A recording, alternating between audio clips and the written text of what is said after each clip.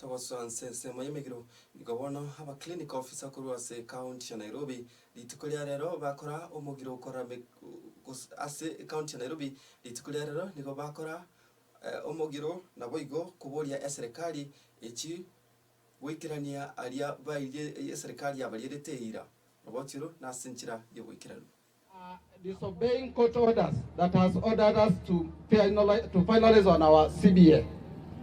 And that is why we are here to say that our strike is about enforcing court orders and enforcing the rule of the land. That our strike is about justice for discriminated workers who are paid peanuts, but they work the same hours and the same time, same facility with their counterpart who are paid well in the PNP. We are here to stand against the decision of the Intergovernmental Coordination Summit of the year 2023, which was made on 12th February, where they made a resolution that the UHC shall be put on contract for a further term of 3 years under same term, which are punitive terms. That this government has no respect for people who have bailed them the time that they were struggling with COVID-19. That healthcare workers who are working well, everyone has been excused to stay at home. Today continue to languish. That we are doing day 37 on strike.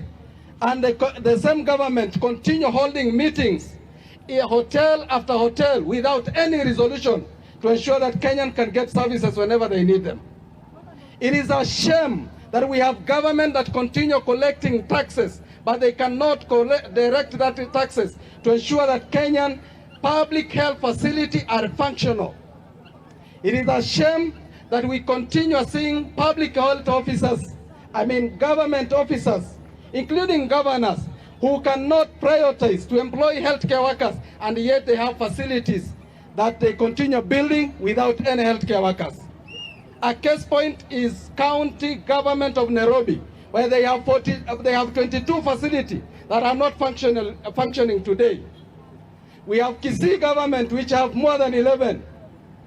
And this is why we are saying that the devolution, where we say that health was devolved, is a confusion to health management, and it is the reason why we continue having strikes that have no answer, because the president continues saying that health is devolved, and the Council of Governors say they have no money. So who has money to solve the issues of the healthcare workers? We want to ask you, use that energy to address our issues, promote our people, employ clinical officers, and then we'll walk back to work and Kenya will enjoy services. But otherwise, we must tell you that you are there for some time. And that is why the spirit of the union will never die. But you shall disappear like the way other people who have held the same position have disappeared. But the union shall remain.